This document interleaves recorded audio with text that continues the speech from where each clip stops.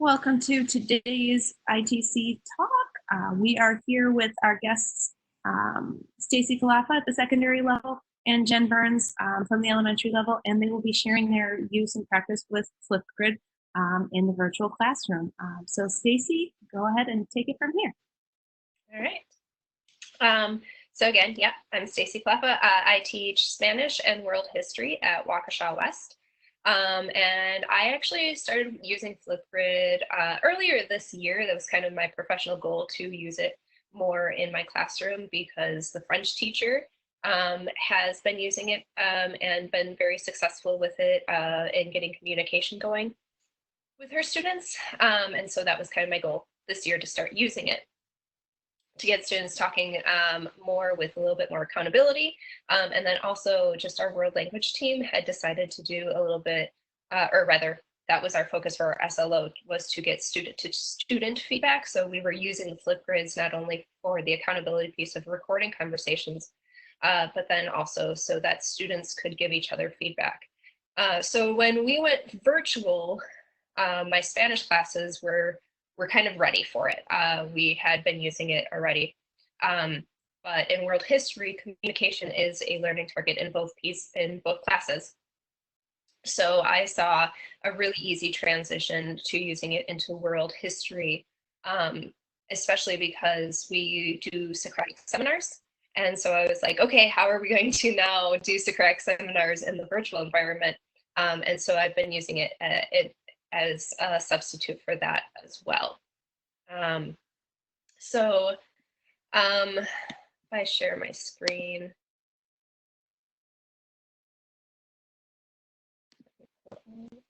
that to share. Why doesn't it want to share? There we go. Okay. So these are the grids that I have set up. I have one world history course, I have 3 Spanish 3 classes, and I have 2 Spanish 2 courses. So I have, just in general, I have them living all in their own things as far as their separate classes. And then as I assign things to my classes, I split them up into their individual topics. I know some teachers might have them like their own things, like each class has their own thing, but I prefer to organize mine this way. So for Spanish 2, this is an example of actually a summative piece that they've done. And something that I think that we're all really finding is that a lot of kids are doing things on time, but then for various reasons, we have kids that we're chasing down to get other work done. So while I had set a due date for this particular assignment, where they had to make a vlog about having traveled on a plane, I've had to reach out to some students who needed to do late work.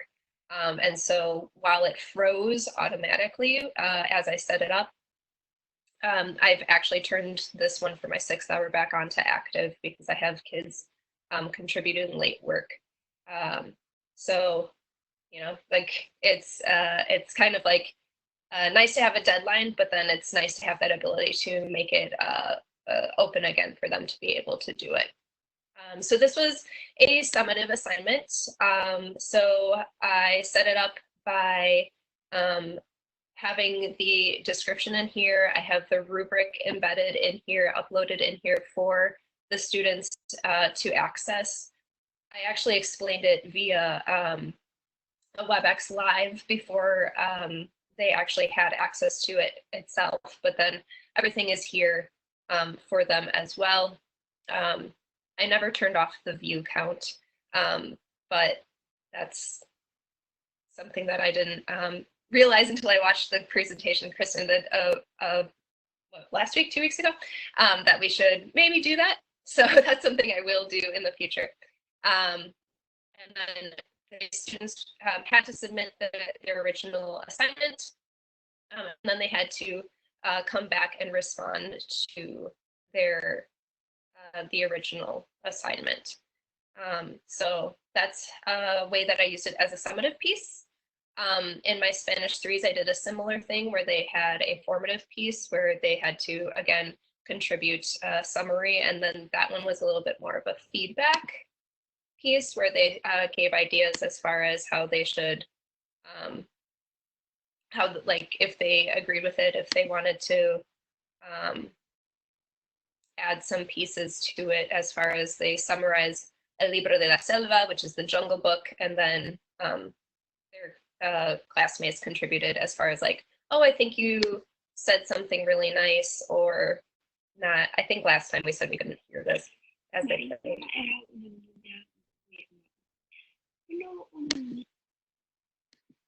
And then I also gave some response as well to the students as far as how well they gave feedback and how they could improve on that. So that was a formative piece. We've now moved on to a summative piece that I'm not using Flipgrid. I'm actually using Webex to set up interpersonal so they can actually have back and forth conversation as opposed to just presentational responding to each other. So like I said, my Spanish classes were pretty set and ready to do that. My history classes, I actually had to talk, I didn't have to do too much. I explained it to them right away when we went virtual. The same one. Oh, that was right. Right away when we went virtual, I just had them do like a reflection piece, like just tell me what you're thinking, which was so nice to see their faces after having been away from them for just a week. So that's been another nice element to seeing the faces. But that one was a little bit more of a learning curve for these students because I hadn't been using it throughout the year. So what I really found interesting was how much students helped each other get through it, as far as like, how do I get in? How do I make sure the video is uploaded, and things of that nature.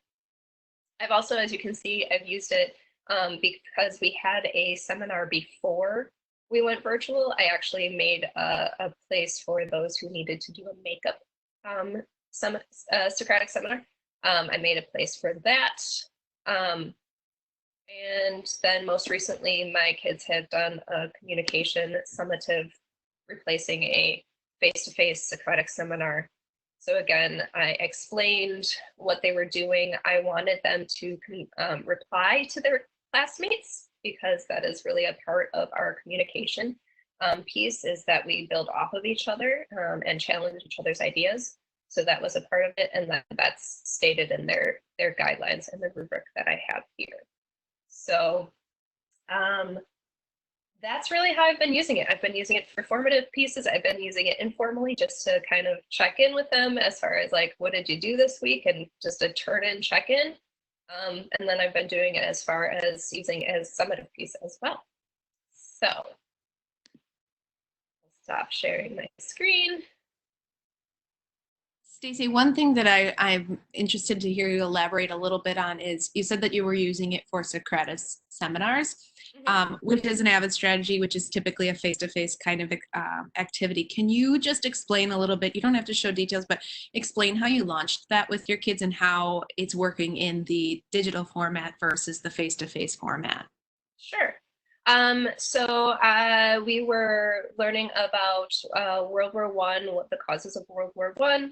And then as like a launch to that, I actually had one of the first activities was for them to submit a Flipgrid responding to which you feel is mightier, the pen or the sword. And so they did a little bit of back and forth. They submitted one, responded to another classmate, and then at the end of that same week, I was asked them to reflect again, just again as little formative pieces. So then once we finished with the World Wars and we moved on to our summative, they originally actually wrote a writing piece, a written response, and then I asked them to take that, summarize it, and contribute an original response in a Flipgrid. And then they had to submit that by like a Wednesday, so that then by the end of that week, I think by then we'd already gone to the 4-day week. So then by the end of the week, that Thursday, they had to watch 4 other people's and respond to them. And we've already been doing Socratic seminars in history, so they know the expectation is that they should be building off of each other, saying things like, I agree with you because, or I respectfully agree with you because, and then fill in accordingly. And they have a rubric that we use that they're familiar with to make sure that they're building off of each other. Awesome. Thank you. Sure. Stacy, are you having to do anything as far as sometimes you have to teach kids that interaction and discourse in a virtual way? Are you happy with the quality of that interaction that you're seeing between the kids? Yeah, for the most part, I am happy with the interaction. Like I said, my Spanish classes are a little bit more used to it because we've been using it more often, and we're used to kind of like, yeah, we need to be using language. Quite honestly, as we've gone into this further, and now that we're not going back to face-to-face this year, my students have even said that, like, I would like to be able to do this more often so that I can keep using my Spanish. But world history also, they've really, I mean, my kids this year have already been really good. So they really have just kind of grabbed onto this and been like, okay, let me contribute. I'm chasing down very few kids as far as making sure that they're doing what they're supposed to be doing. Just because you've got secondary kids, and I hear a lot of times that secondary students are timid about showing their faces on the screen. Have you had any battles with that with your kiddos, and how have you addressed that? I really haven't. I think the biggest one is because Flipgrid wants you to have a picture that, like, a snapshot that you submit. I think that's the one where I get a lot of like emojis and things like that. But I really haven't battled there. I've battled more on Webex, making them go live with their faces. And honestly, this is another benefit to the Socratic seminar piece, is sometimes doing it face-to-face, kids don't contribute as much because they've said, like, that they don't want to repeat what somebody else has already said as far as their argument. So this has given people, either because of that or because they're typically too shy, a voice or a place to give their voice, that usually then I end up having like a makeup seminar for those who didn't contribute originally. Awesome. Thank you. Would anybody else like to ask any questions of Stacy?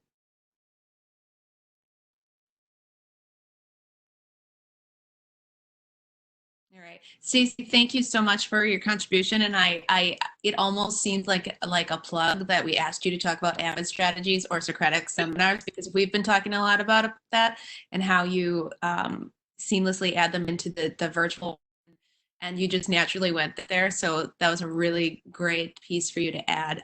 So we might be coming back to you to talk more about that, but we thank you so much for sharing what you were able to share with us. And if people want to reach out to Stacy, I'm sure that you'd be willing to have those conversations as well.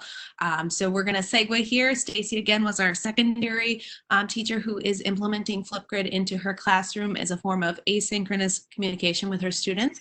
And now I would like to introduce Jennifer Burns. Jennifer Burns is a 4th grade teacher from Rose Glen. Jen, are you there? I am.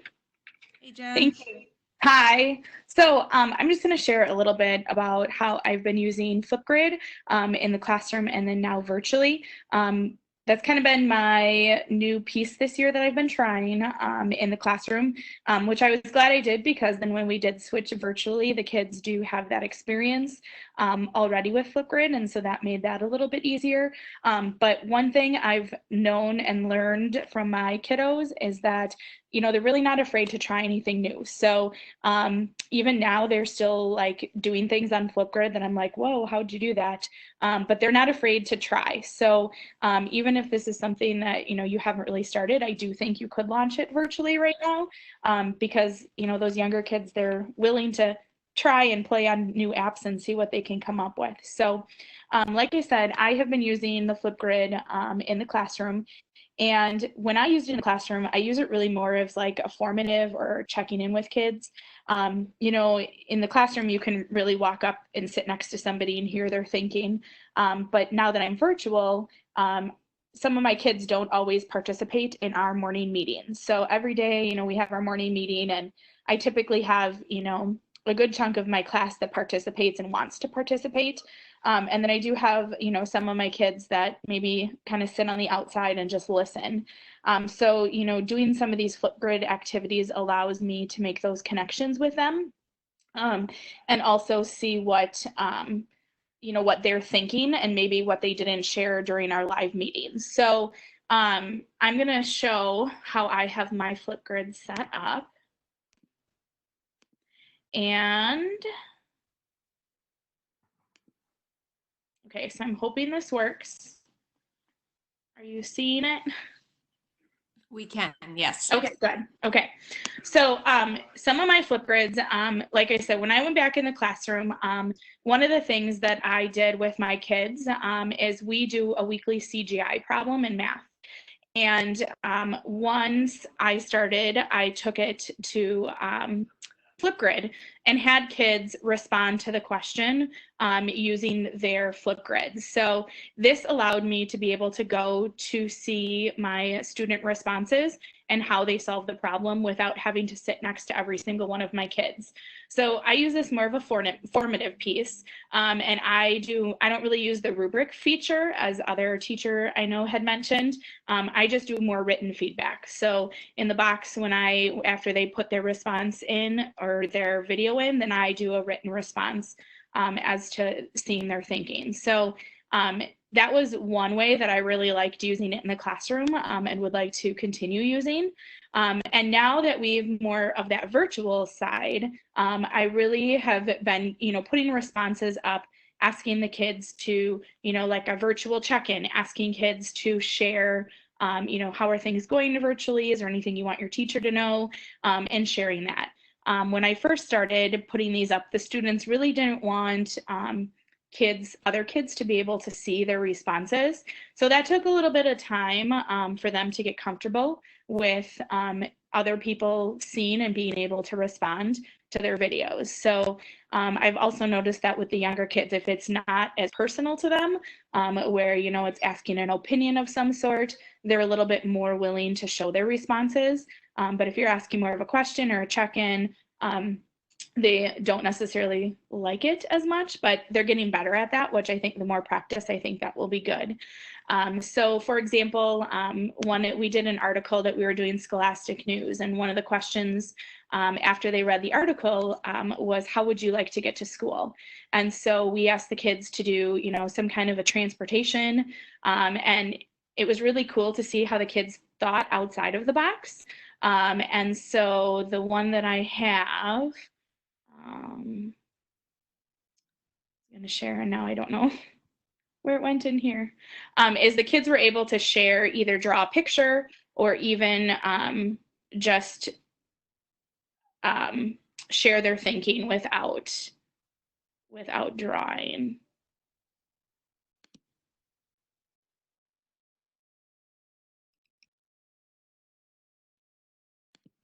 I would love to get to school on one of those lift thingies, because then I would enjoy the view. If I lived on a mountaintop, I could see everything from up there if I'm on the lift, and then it'd be a beautiful way to get to school. So that was just one way of how we have allowed the kids to share their thinking and get a follow-up to the activity that we did virtually with our class. I do have it set up where all of our fourth graders, which is 87 kids, is in one Flipgrid for planning purposes. So the fourth grade teachers all co-plan, and so therefore we are all in the same Google Classroom, and then we also have the same Flipgrid so that all of their responses, they're seeing the whole grade level and not just get their classmates, which is nice also, so they get to have that connection with others. Another one we did is every day in the classroom, we did a morning board, and that allowed us to kind of kick off of our community circles. And so we have been continuing our morning board either through our virtual meetings that we have every day. Otherwise, an activity on Flipgrid. So this was from last week. The kids were asked if they could make, build, or create anything that had no limits on money or resources. What could you do? So one of the things as I was watching the videos is I was absolutely shocked to hear how many people were thinking of others before themselves. And so I was going to share one of those that I had. If I could create something without with unlimited money and resources, I would probably help the foundations that find cures for cancer, because I think that is extremely important. No, take that back. Extreme important. I know with this whole COVID-19 thing, that's also important, but it can't last very long. Cancer has been around for God knows how long. And COVID-19's only been around for a few months. So I think cancer's a little worse, so I would help those foundations and, well, all the disease foundations. Those are also extreme important.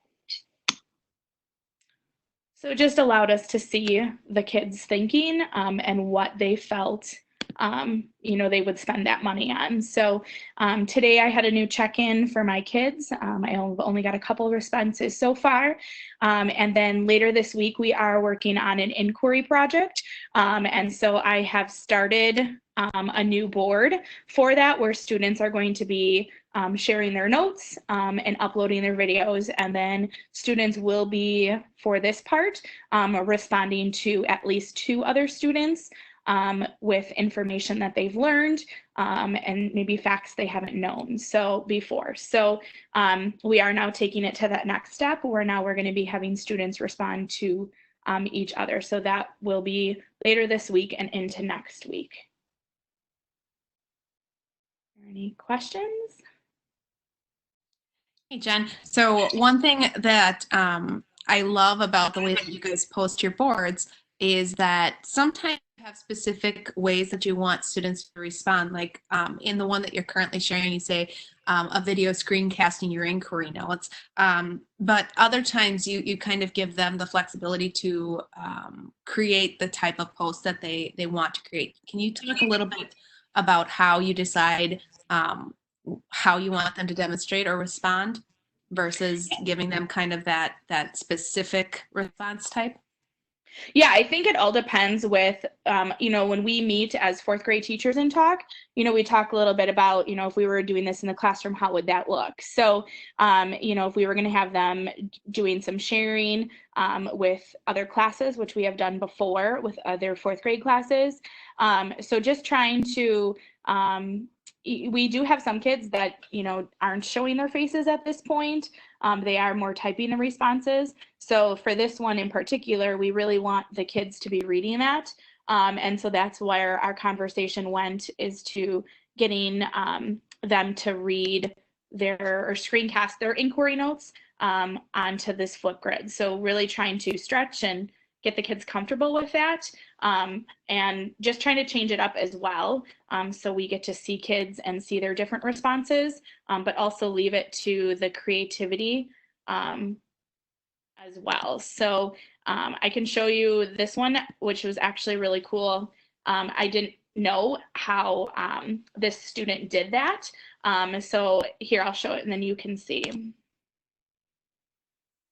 like to make a bakery because I really like to bake. I'd make like cupcakes, cakes, cookies, and a bunch of other stuff. So the kids really thought that was cool for how she was able to share her thinking that way. So she still had her voice, but she added picture with that.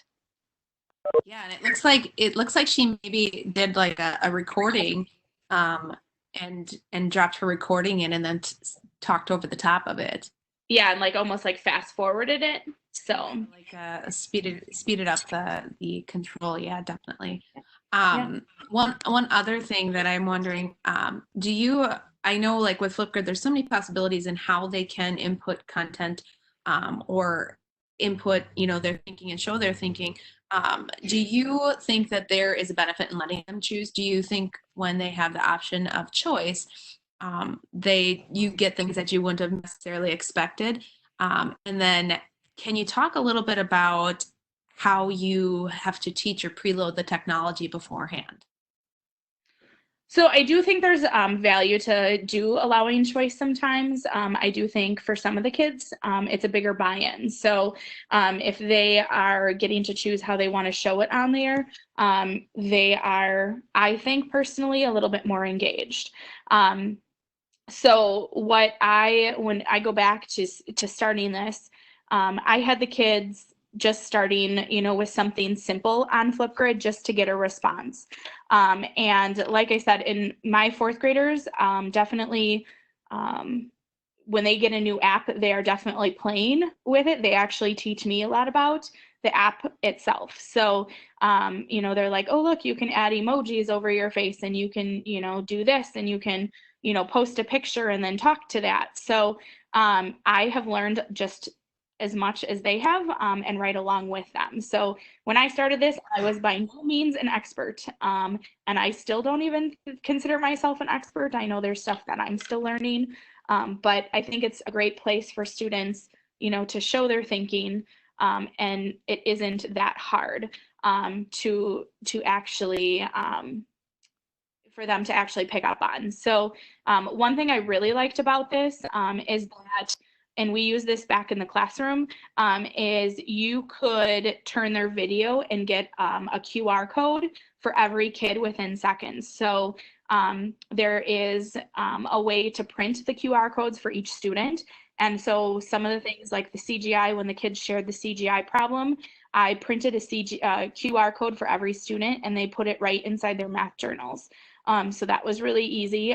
We also did projects in the hallway for writing, and the students had book jackets for a book review they made, and then they recorded their video through Flipgrid, and I was easily able to grab the QR code and hang them up right next or right on their book reviews, and then people could use their iPads or phones and watch their video with the QR code, which was neat. Yes, they were bringing in that augmented reality into their physical work too. I remember when you guys were working on that and how neat it was to be able to walk through the hallway and you could scan the different codes, and just hearing that student voice brought their project and their book jackets to life. So I like that. I'm always interested when I come in to your classroom and listen to the ideas and the thoughts of the kids, and just hearing how they process through different issues. Like, I think it allows us to get to a place, like Stacy was kind of saying before, where in a face-to-face conversation or discussion, they might not get or share that specific thought for whatever reason, for maybe social reasons or, fear of someone not liking their thinking or, not agreeing with their thinking. Whereas I've seen some of your kiddos come in here and just kind of say what it is that they're thinking without that fear of like, oh gosh, someone's going to laugh at me or someone's going to think this isn't a good idea, but building that confidence. And I really do think that when you start young and you start having them put themselves out there, being vulnerable, they build up that character, they build up that kind of resilience to being able to add their more voice and feel more confident about that. So that's something that I appreciate when I come in and view some of the videos that your kiddos are doing. Yeah, I agree. I think it just allows them to, they're almost, behind the iPad, share some of those thinking. They know you're going to hear it, but then they don't have to say it live, but they are at least sharing that. So. This is a question for Jen or Stacy. By the way, Jen, awesome. Thanks for sharing that. I'm curious. So when I did blogging with students, when I first started, I thought I knew a lot about how to build blogs. And I found over time some were more engaging than others. And I learned tips along the way to, which ones were the ones that really drew the kids thinking in and which ones were the ones that were a little bit more bland and just didn't generate the conversation. I'm wondering, from the Flipgrid side of things, do you have any tips or things that you're learning? Really, when I do this, it engages the kids, and when I do this, they're less interested in the topic. So one of the things that I have noticed when I'm looking at my Flipgrid is when it's they really enjoy the activities that are very open to them, and asking what they would do. So for example, about the money and the unlimited resource and unlimited money, what would you do? I really got a lot of responses back in that, where I feel like some of the other ones where it's more scripted, then it's a little bit harder for me to get all of my responses that I'm looking for.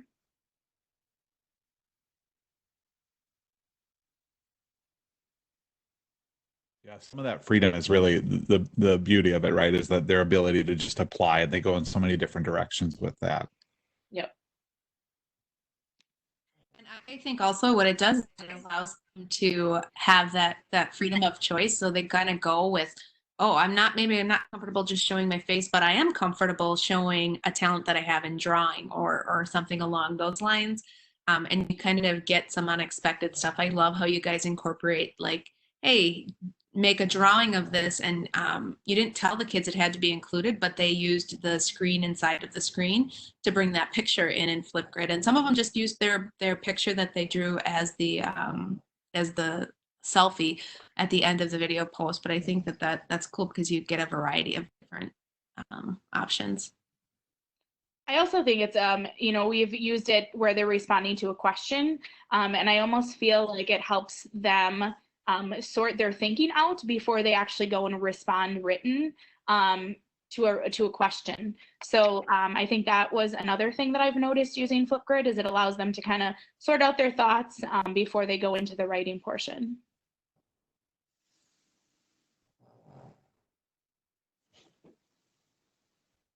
Jen, have you done much with placing a time limit on yours, or have you set them to be a little bit longer?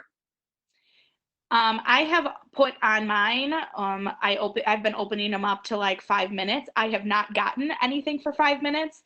I have worried about putting a time limit, like a minute, just because I don't know, if a kid is going to talk longer, I want to honor that. So I usually open them up, which is the longest is 5 minutes, but I've never had kids go that long. And on the other hand, I do. For like my Socratic seminars, I want them to be concise and to the point, because they have the follow-up ability in the responses to be able to add more. So for my world history, I had them, I think it was a minute, and I let them know that beforehand. Which, by the way, going back to the rubric thing, I don't have vetted Flipgrid rubrics. I just attached my document to that. So that's part of I let them know ahead of time. And then for Spanish, for the vlogs, I gave them also, like Jen did, I gave them 5 minutes, but nobody responded for 5 minutes. Because I don't want to cut them off there, because there's a little bit more of that thinking, processing time going into those. So I know in my building discussion groups, after Kristen presented Flipgrid last week, there were a lot of people saying, wow, this is really cool. I really want to get started, but I can't throw one more thing at my students right now. My parents are going to flip out if I have them try one more app. What would be your advice at this point?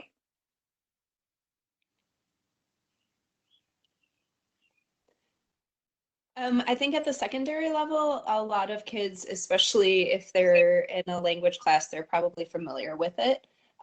So it wouldn't be hard to incorporate it into it wouldn't be another app. It's something that they're using in another class, most likely. And that being said, I find kids are more willing to share on this than on a Webex. So if you're wanting to hear student voice, this is definitely the way to go if you're not already using another app that gives them the voice. I also agree with that, is that allowing this app gives them voice. What I like for my fourth graders is I, send them a link. So maybe it's even starting as simple as, like a discussion question, even, something like what I shared with, giving them unlimited money and resources, what would they do with that? So that it's not necessarily related all the time to curriculum to kind of get them started. And then how can, once kids start getting familiar using it that way, then maybe attaching it to some curricular activities.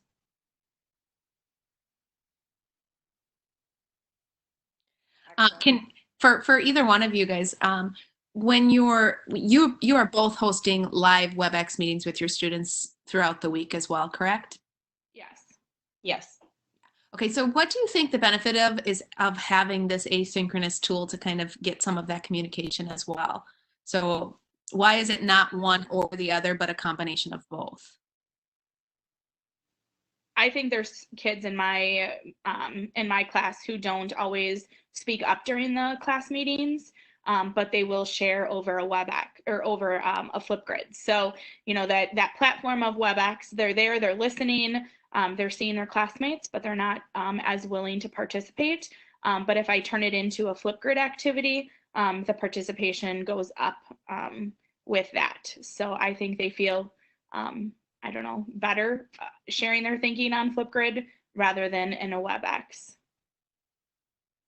I would agree. I think there's two different types of communication that I'm using WebEx for.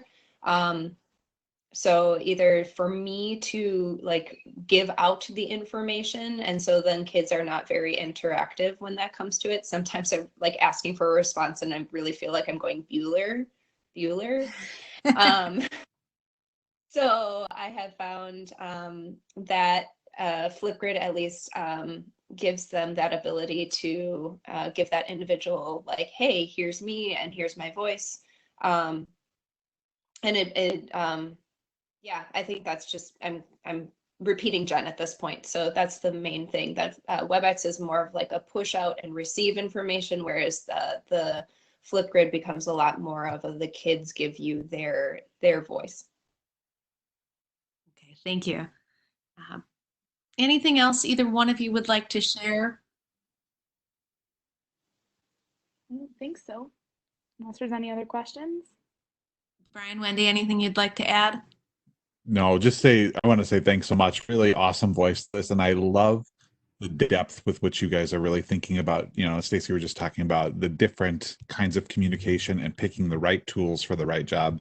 And Jen, I think you alluded to very similar things like setting it up and creating the right conditions and allowing the tools to do that for you. So thanks for sharing that. There's so much to be learned from that. And you guys have clearly put in a lot of work and thought into that.